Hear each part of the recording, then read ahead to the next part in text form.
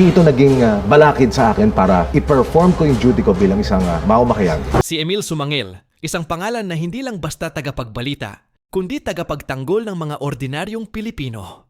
Una, matagal na siyang bahagi ng GMA News at kilala sa segment na Resibo, kung saan isiniwalat niya ang mga isyu ng katiwalian, panlilinlang at abuso sa kapangyarihan.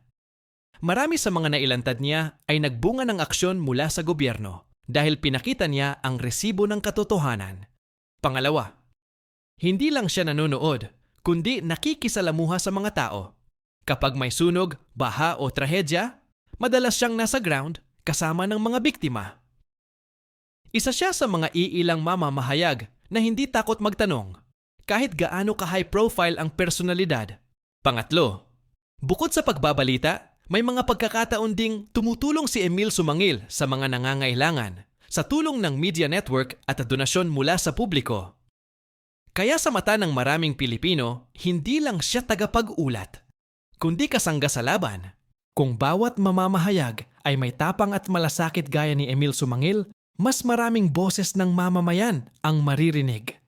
I-follow ang Philippine Issue para sa mas maraming ganitong kwento. At kung may nais kang ipalapit na issue, huwag kang matakot magsalita.